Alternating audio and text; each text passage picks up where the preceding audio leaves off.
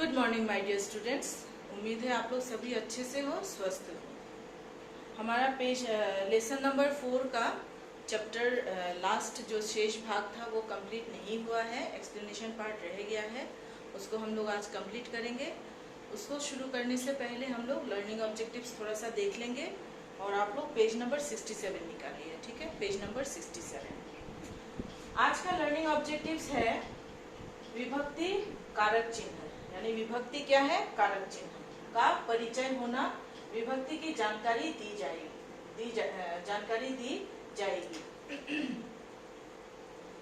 कारक 8 है और उनके विभक्ति चिन्ह इस प्रकार है। यानी आज का उद्देश्य क्या है, हम लोग थोड़ा सा विभक्ति चिन्ह के बारे में समझेंगे। ठीक है, पेज नंबर 67 में एक क्वेश्चन दिया है, कारक चिन्हों पर गोला लगाओ। तो इस क्वेश्चन को करना अगर है, हमें अगर इस क्वेश्चन को करना है तो पहले हमें कारक चिन्ह समझना पड़ेगा। ठीक है, कारक चिन्ह क्या है वो थोड़ा सा हमें समझना पड़ेगा, क्योंकि वो अगर नहीं समझेंगे तो हम लोग क्वेश्चंस नहीं कर पाएंगे, उसका आंसर हम नहीं कर पाएंगे। फिलहाल तो कारक चिन्ह का आप लोग डेफिनेशन, ठीक है, 8 है, कारक चिन्ह 8 है, कारक 8 है। ठीक है, उनका डेफिनेशन नहीं समझना है, डेफिनेशन आप लोग बाद में समझोगे, नेक्स्ट क्लास में भी आप समझ पाओगे। फिलहाल चिन्ह के बारे में हमें समझना है। तो सबसे पहले चिन्ह को शुरू करने से पहले उसका जो कारक है वो हम लोग एक बार देख लेते हैं। कारक कौन कौन से हैं? कर्ता, कर्म, करण, संप्रदान, अपादान, संबंध, अधिकरण, संबोधन। ठीक है, ये आपका कारक हो गया। अब इनके जो चिन्ह हैं उन्हें विभक्ति कहते हैं। ठीक है, कर्ता का ने, कर्म को, करण से के द्वारा के साथ, संप्रदान के लिए को, अपादान से, संबंध का के की रा रे री, और अधिकरण में पर, संबोधन हे अरे आदि। ये विभक्ति चिन्ह क्या है उसको हम लोग सिर्फ समझेंगे, डेफिनेशन हम लोग बाद में समझ लेंगे। जब हमारा स्कूल खुलेगा तभी मैं एक बार मैं समझा दूंगी, अगर आप लोगों को समझना है मैं तब भी समझा दूंगी, अभी सिर्फ चिन्हों के बारे में समझ लो। विभक्ति चिन्ह हम लोग कब यूज करते हैं? जब एक वाक्य लिखते हैं, उस वाक्य को पूरा करने के लिए हमें विभक्ति चिन्ह का प्रयोग करना पड़ता है। बिना विभक्ति चिन्ह का एक वाक्य लिख नहीं सकते, अगर लिखते भी हैं तो उस वाक्य में सुंदरता नहीं आएगी, पढ़ते समय हमें अधूरा जैसा महसूस होगा। ठीक है, तो यहाँ पे संज्ञा या सर्वनाम, ठीक है, संज्ञा या सर्वनाम के रूप बनाने के लिए उसके आगे जो हम लोग विभक्ति चिन्हों का प्रयोग करते हैं उसे ही कहते हैं, ठीक है, उसे क्या कहते हैं, उन विभक्ति चिन्हों को ही कारक चिन्ह कहते हैं। विभक्ति चिन्ह क्या क्या है? का यहाँ पे दिया हुआ है, आप लोग पेज नंबर 67 में देखो, पेज नंबर 67 में क्वेश्चन नंबर 7 में भी है, इसके बाद क्वेश्चन नंबर 6 में भी है, कारक चिन्ह पर गोला लगाओ। जैसे से, इसके बाद में, इसके बाद को, ने, वे, ये सब कारक चिन्ह है। उसके ठीक नीचे जो क्वेश्चन 7 नंबर है उसमें भी आपका दिया हुआ है का, के, की, को। ठीक है, ये सब विभक्ति चिन्ह है। ये यहाँ पे भी है, का, के, की, ठीक है, को, से, ने, ठीक है, में, पर, ये सब चिन्हों को प्रयोग करके ही हम लोग एक वाक्य लिखते हैं। जब हम वाक्य लिख रहे होते हैं तब हम लोग विभक्ति चिन्ह का प्रयोग करना ही पड़ता है, इसे कहते हैं कारक चिन्ह। ठीक है, तो हम हमारा जो चैप्टर है उसका शेष भाग रह गया था वो मैं कंप्लीट कर रही हूँ, एक्सप्लेनेशन कर रही हूँ। आप लोग अच्छे से ध्यान से सुनो और समझने की कोशिश करो। पेज नंबर 11, सुरेश, काका जी, लोग अपने घर को तो साफ सुथरा रखते हैं, लेकिन अपने घर का कचरा उठाकर बाहर फेंक देते हैं। हम यह भूल जाते हैं कि सार्वजनिक स्थलों को गंदा करने पर हमें इसके दुष्परिणाम भुगतने पड़ सकते हैं। सुरेश काका जी को समझा रहा है कि काका जी पहले क्या सवाल कर रहे थे, क्या इन लोग अपने घर को साफ नहीं करते थे? बिल्कुल करते थे।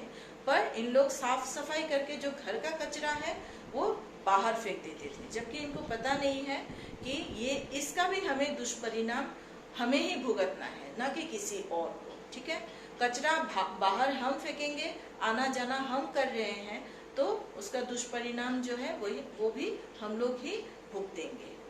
काका जी, ठीक कहा तुमने बेटा, ऐसे कार्यक्रम गांव में भी होने चाहिए, जिससे हमारा गांव भी साफ सुथरा रह सके, हम भी बीमारियों से बच सके।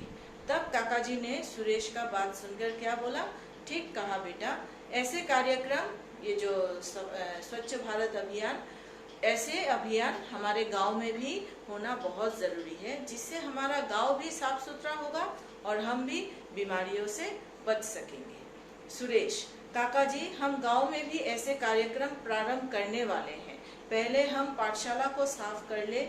अच्छा काका जी, मैं चलता हूँ, मुझे देर हो रही है। फिर सुरेश ने बोला, हाँ काका जी, हम लोग वैसे भी गांव में ये कार्यक्रम करने वाले हैं, पर पहले हमने पाठशाला को स्वच्छ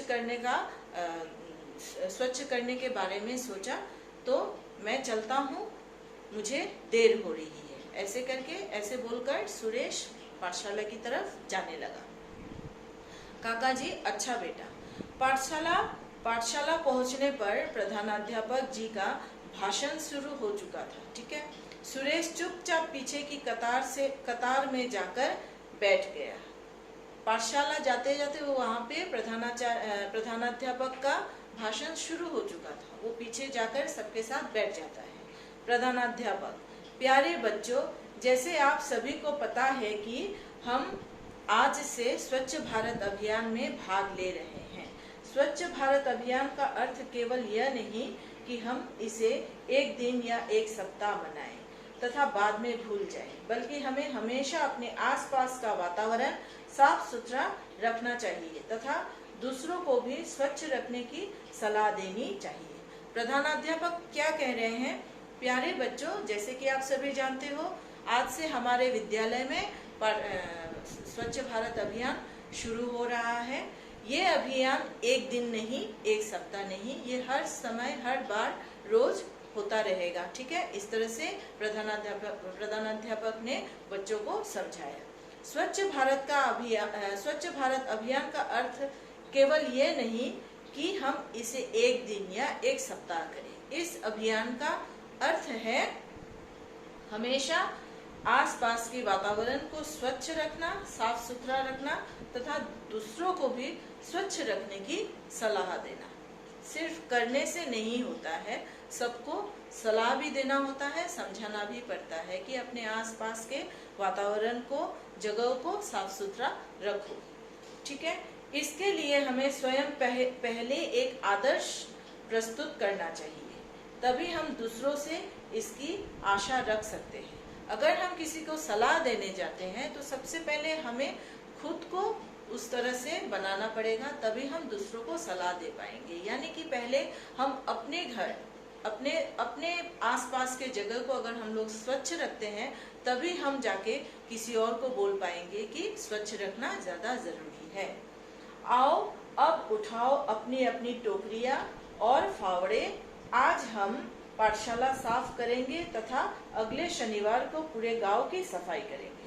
तो इसके बाद प्रधानाध्यापक ने क्या बोला, सब लोग अपनी टोकरी और फावड़ा उठाओ और हम अपनी पाठशाला को अच्छे से साफ करेंगे और अगले शनिवार को पूरे गांव को साफ करेंगे। यानी पहले अपने पाठशाला को साफ करेंगे, अगले शनिवार तक वो लोग गांव को साफ करेंगे।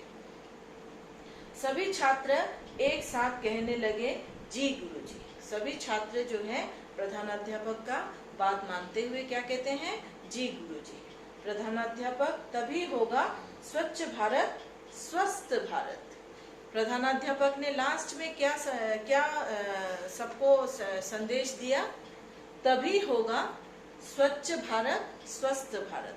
अगर भारत स्वच्छ रहेगा, यानी गांव, अपना मोहल्ला, घर, बाहर, विद्यालय, सब जगह में अगर हम लोगों ने स्वच्छ रखा तो हमारा भारत भी स्वस्थ रहेगा। यानी कि अगर भारत स्वच्छ रहेगा तो स्वस्थ भी रहेगा। यानी कि स्वस्थ रहना स्वच्छता के ऊपर निर्भर करता है। ठीक है, तो ये चैप्टर खत्म हुआ। ठीक है, और कुछ क्वेश्चन आंसर्स मैंने कर दिया। इसको आप लोग अच्छे से देखकर नीट एंड क्लीन हैंडराइटिंग में वर्कबुक में करना है। इसे आप लोग अपने अपने कॉपी में उठाना है। बाकी बुक एक्सरसाइज वर्कबुक में ही करोगे। ठीक है, अच्छे से पढ़ाई करो, एग्जाम की तैयारी करो अच्छे से। ठीक है, ध्यान रखो अपना। Take care. Thank you.